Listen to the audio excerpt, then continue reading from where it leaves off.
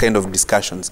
And now that President Uhuru Kenyatta's family name was mentioned in those Pandora Papers, I would think it may not necessarily come out openly in this discussion, but it will feature somewhere in one way or another.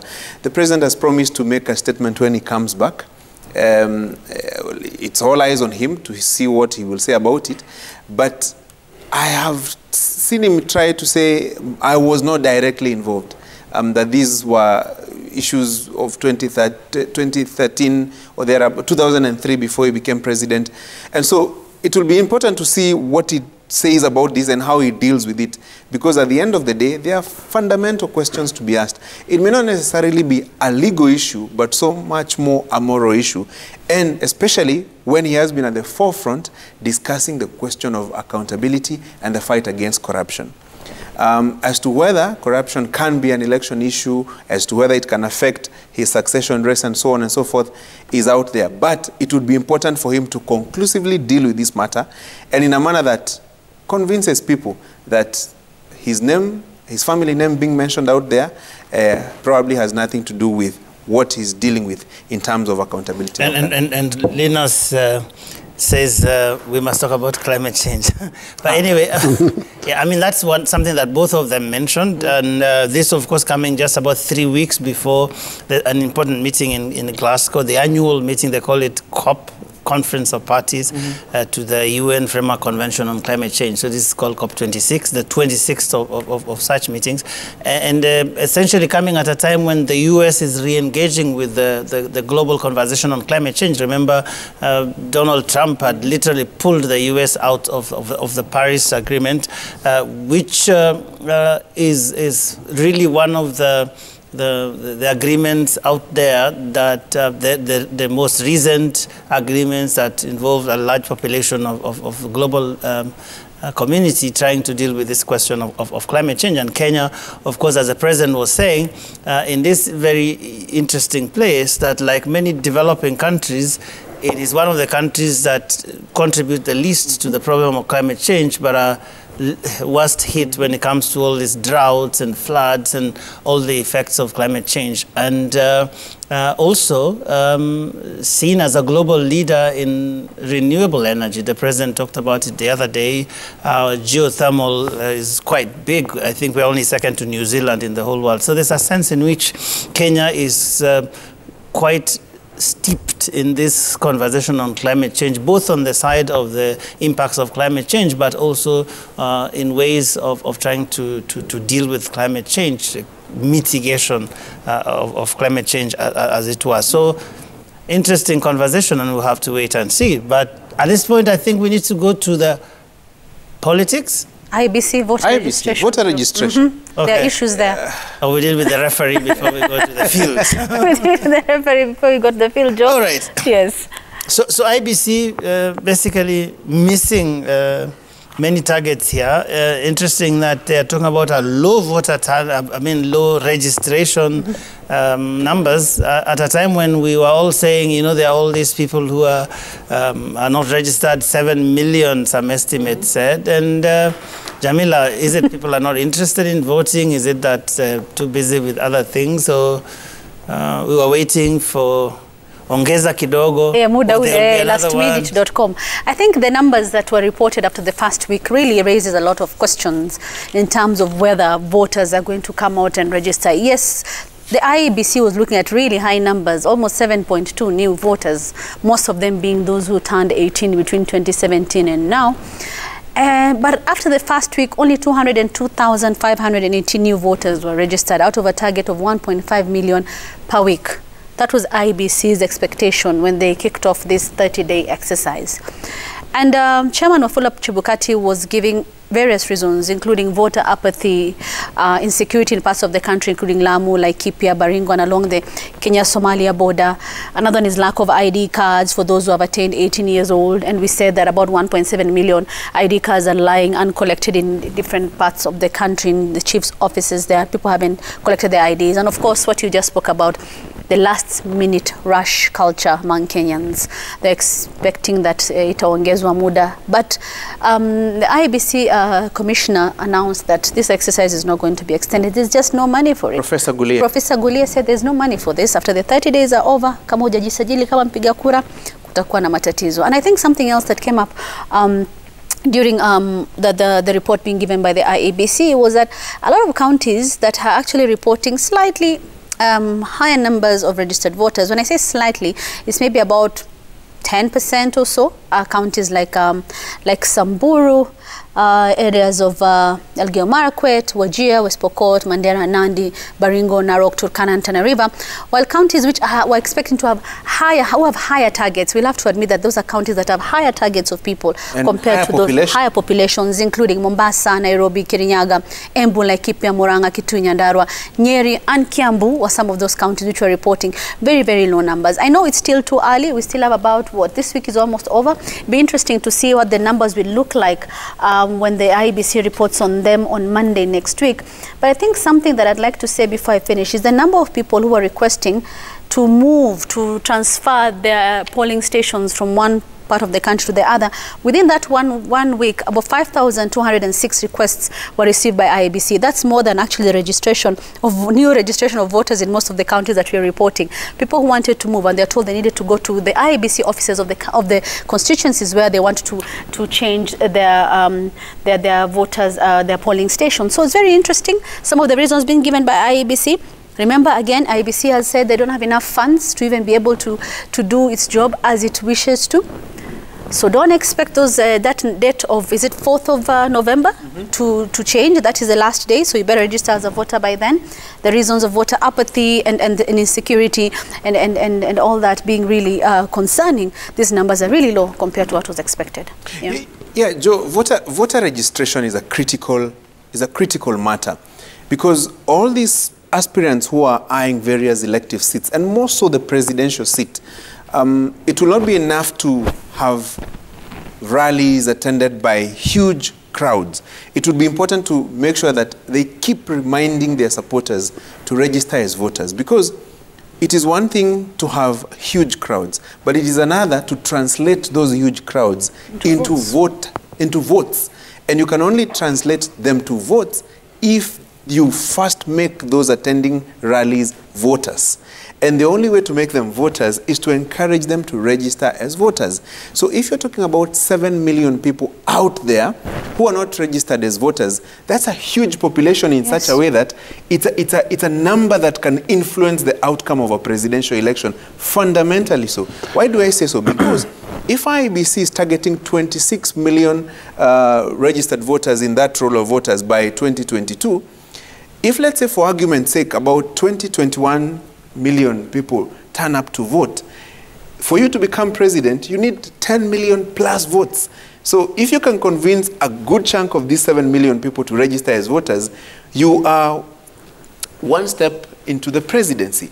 But more importantly, we're talking about young people who left school not so long ago. We're talking about the KCSE class of 2017, 18, 19, 20, and a bit of the people who are not registered as voters by the time the voter registration exercise closed in preparation for the 2017 general election. So you're talking about a bit of the 2016 class and a bit of the 2015. These are 7 million people. 7 million is a huge number. But now, other than encouraging them to come out and register as voters, what are the other means that are being used to encourage them to register as voters? I remember in the run-up to the 2013 and 2017 general election, there were deliberate efforts that were taken by political parties and individual presidential contenders to rally their supporters to turn up and register as voters. We saw caravans, we saw road shows, we saw music concerts, we saw such events, none so far. So probably except Mwangi areas, billboards. But billboards. So I think it is also incumbent on the candidates for various elective seats and political parties to spearhead this drive. It is not enough to prepare those e-cards and post them on social media. It is important to rally people to turn up and vote in churches, in markets, in various places, in mosques and other place, encourage people to register as voters, because if they don't, then they will not be useful in the decision making of the country next year. And some interesting developments here. You know, there was this by-election in Ngu Masumba ward, that's Makueni County, and it does appear that the independent candidate there, Timothy Maneno, is actually leading with just 2 polling stations left, 32 out of 34 polling stations, and that Timothy Maneno, an independent candidate, has 2,586 votes. Joe, actually, it's gone up slightly. We are 33 out of 34 polling stations, only 1 left. And yeah, and he's still leading. And he's still leading. Yes. And it's interesting that the Wiper candidate there is actually number 3. So you have the independent candidate, Timothy Maneno, leading. Daniel Musau of UDA is number 2. And a certain person there, Eshio Maundu. Yes, and of Wiper, basically number 3. So interesting developments there in Ngu Masumba. Very interesting. It is also important to note that Timothy Maneno, the independent candidate, was being supported by Governor Kivutha Kibwana. There has been a fallout, Kivutha and Wiper leader Kalonzo Musyoka. And the governor, Makueni County, saying not so very nice things about, do I say his former party leader, because he has since said he's no longer interested in the Wiper party. But it is important to note that the Wiper candidate is 3rd, trailing the independent candidate and the UDA candidate, Daniel Kivutha Musau. What does that say about the whole arrangement politically in Ukambani? One probably would say a ward by election is too small to probably, you know, dictate or influence how the voting patterns will look like, but it's all the same a loss for Wiper in that area. Often it at least indicates some trends. And I mean, if you look at the vote difference, Linus, between the independent candidate and the Wiper candidate, it's about 1,000 votes with just 1 polling station left, and in a by-election, that's quite huge. That's unassailable. And also basically just saying that Ukambani, if nothing changes, will be free for all in many respects. It's a bit unreliable to use a by-election to gauge right now how things will play out in 2022. But back to the issue of voter registration, I think right now a lot of Kenyans would be trying to give context to this voter apathy that is being witnessed. Why do we have only over 200,000 out of an estimated expected 1.5 million registering? Very, very low numbers. And I think it is the Election Observation Group, ELOG, that spoke of a trust deficit for IEBC. It's a statement that voters are making about either IEBC or the entire political process. And I just think the electoral process in this country has taken a beating so severely in the last few years. And even going by what transpired in 2017, it's been commonplace to find people will tell you, no, I'm not voting again. I don't want to ever vote again. Because there is that question that still lingers in the minds of many. Does the vote actually count? You saw recently jokes making rounds that, you know, you meet voters, but you also meet those who count the vote. These things are said in jest, but there are statements about how our electoral processes are perceived. They're not perceived to be clean, they're not perceived to be true, they're not perceived to reflect the wishes of the voter. And so this is the bit that the IEBC needs to really work hard, whether it's through increased visibility, because we're not really seeing much of the IEBC, and I agree with Francis that previous IEBC voter registration exercises were a lot more louder than what we are seeing right now. This is the moment for IEBC to show its face. We need to see the new commissioners, we need to see the old commissioners, we need to see the structures at work. They need to go out there and inspire the voter again. Tell them they will do this thing better, because many of the voters are very aware of what went on in 2017. Questions about transmission of election results, and obviously all the reasons that the Supreme Court gave when it nullified the election. So there are two things here. There is the issue of trust, but there's also the issue of visibility of IEBC. This is the show of the IEBC. They should be the main person in this exercise. They should be the main players in this. We should see a lot of green, a lot of white, and a lot of black that are the colors of the IEBC all over the place, inspiring people to go there and register as voters. But there's something else that could possibly be a factor in what we are seeing. We've not seen a longer electioneering process in this country than we have seen in the last 4 or 5 years. Basically, after the 2017 election, we immediately embarked on the 2022 election and election campaign. So is there a possibility that there is fatigue? You will find people will tell you, do you have other news? Do you have to tell us about this and that rally and all that? Because there is an element of fatigue as well, that the electioneering has in any case been going on for so long. My issue number 3 here will be, what are the options out here? Mm-hmm. It is possible that people are not really finding an inspiring reason to go and actually register as a voter and then vote. Because in our politics, we tend to retain the same cycle of leaders. Presidential elections are boxed around certain names. That's how it looks like. Right now, with 10 months to go, there are those who are locking the race to just 2. There are those who are locking the race to a possible maximum of 4 or 5. And for a young voter, then it becomes a no-option election. So stay at home or vote, the difference will be the same. Choiceless choice. Yes. Yeah. But I would think, Joe, other than the choiceless choice that Linus is talking about, I think it's now more about the message. What is this that the presidential aspirants are telling, especially the young voters, that would encourage them to turn up and vote? Because these young voters need a message that resonates with them, a language that speaks to their issues. Because they may not necessarily be big on matters, second liberation and such stuff, but they would want somebody who explains, understands, relates to their issues, day-to-day issues, and more so economic issues, because quite a number of these young people who are coming from schools and have no jobs, probably they don't see a reason why they should go and vote. In fact, some of them, recently I had a discussion with a young man last Sunday, and he was telling me, why should I register to go and vote to give somebody a job when I don't have one?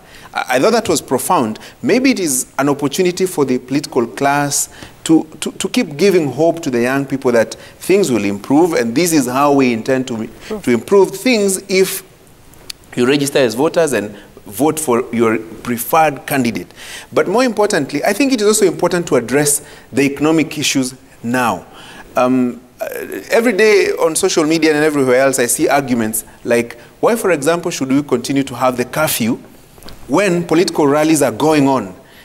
So how do you encourage that DJ who used to play in a club at night, or that Uber driver who used to rely on night economy, that they should register as a voter to vote, yet they can see political rallies going on, but they have no job because of the curfew? Maybe some of these things need to be addressed side by side if we're to encourage more and more people to register as voters.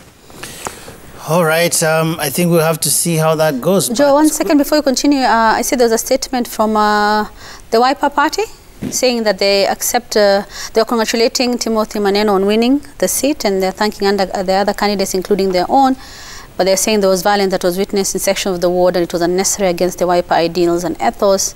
And they're saying it will not it will not deter their resolve to take the leadership of this country and deal a deathly blow to corruption and once and for all. That was from the Stephen Kalonzo Musyoka Command Center a short while ago. You know what, Jamila? There is no number 2.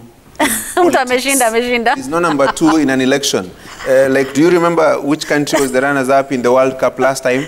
Or do you remember who were the losing finalists in the Champions League? There is no number 2 in politics like in sports. My high school teacher, Shebe Maloba, used to say, hamna nusu goli bwana, ni goli au si goli. So now, this is the bottom line. The Wiper party has lost in that ward, and the independent candidate supported by Professor Kivutha Kibwana has won.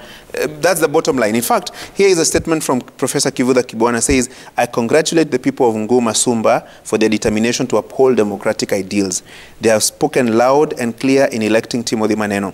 I thank all the gallant lead volunteers. More importantly, he says, we have opened a new chapter in our regions and countries' politics. Loaded message there. Yes, I mean... Sorry, what are the percentages of the voter turnout in the by-election? It was 50-something percent. About 58%. Okay. Not bad for by-election. Not bad for a by-election. Yeah, I know Linus says that we shouldn't read too much, and I agree, but there's a sense in which the politicians would want to see now. There's a narrative that Professor Kibwana is stringing around there, and usually if you are not careful, that kind of thing can actually get out of hand. So it's something I'm sure the Wiper party will be looking at very, very closely. But let's do some politics. And it is also important to know that the Wiper candidate has even been defeated by the UDA candidate. That's also significant, if we look at it that way. Interesting. Okay. Do we talk about a bit about the politics of... Yes, Joe, a bit about the politics 2022. The goodies. The goodies, but the goodies that were promised to the youth. Exactly. Yes, I think we need to listen to ODM leader Raila Odinga talking about more than 4 cabinet slots for the youth. Candidates, at least 4 in the cabinet. I can say it will be more than 4.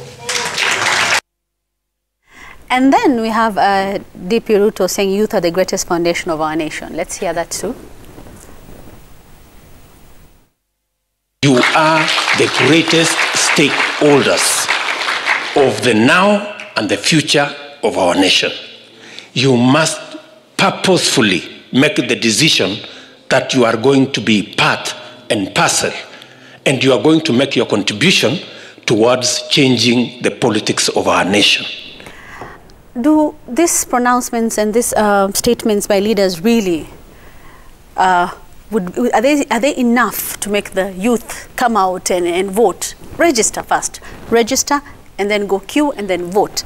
Because they need to be inspired to do this. Our history has shown us that the youth don't really vote. Yes, they'll attend rallies, as Gashuri says, but they don't really come out to vote because they need to be inspired to come out and vote. And Linus mentioned that the leaders that we are seeing are the same ones we've seen for over a long period of time. I think when some of these leaders came into the political scene, some of those who've just turned 18 had not been born or were just born. So for them, they've seen these leaders throughout. And at this point where their vote is really more important, I think, than ever before, considering the numbers that IEBC is targeting in terms of the voters, almost 6 million or so, are these young people. Is that enough to inspire them to come and vote? I know Raila Odinga, the ODM leader, has promised 6,000 shillings to families that are struggling if he takes over as president next year. Yes, those are what we call election pledges, which we will see whether they'll come to pass. But are those some of the things that are enough to make the young people come out and vote? I think those are the questions that we need to ask ourselves as we go around as politicians trying to entice these young people to come and vote for them. Because as we said, if we do get to 21 million, Shuri, you're talking about, someone will need about 10 million to win. Yep. Yeah, so those are a lot of votes. Will these people come out and vote? And Linus is raising his hands. And Linus, some of the people who are going to vote actually were born during President Kibaki's reign. I mean, it's quite interesting. It's almost unreal that actually people who were born in 2002 thereabouts are potentially going to first-time voters next year. But here is the tragedy. It doesn't matter that they were born just the other day. What matters is the lack and the absence of organized youth movements. Because who are these youth? There is a certain emptiness to all these promises that are being made, because they are being defined as those little collections of the group that, for example, met ODM leader Raila Odinga or the group that, for example, met DP William Ruto.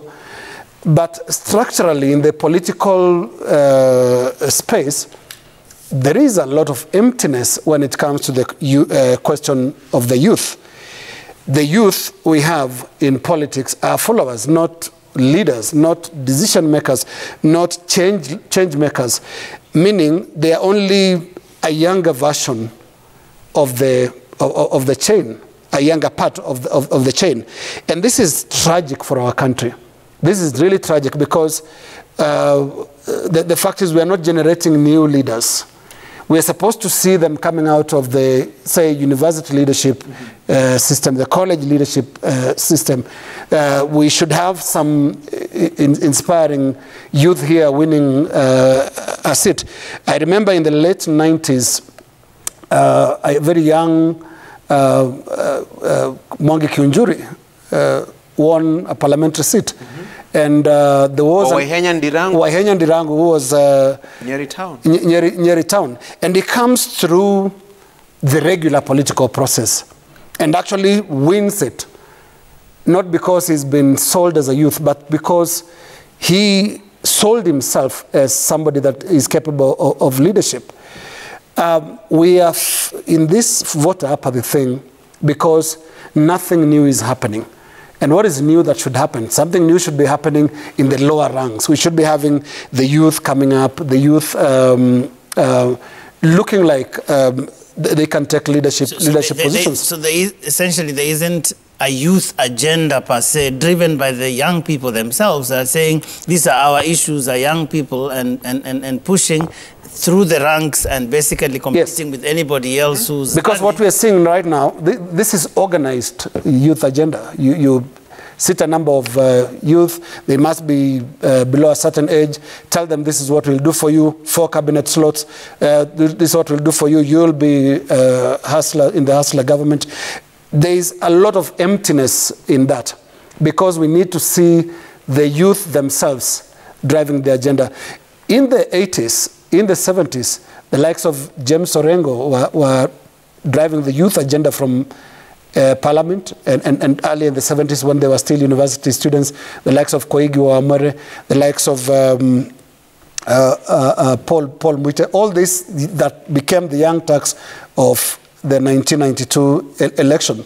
So youth must come from somewhere. Youth is not about the tokenism that we are hearing right now. So for me, I find the youth question quite tragic. And if you speak to a lot of them that have not been gathered to go to those meetings, a lot of them are telling you, no, we're not going to vote. Why should we vote? They look at this as other people's business. Yes. And that is really sad. What else do we need to decry here? The state of political parties.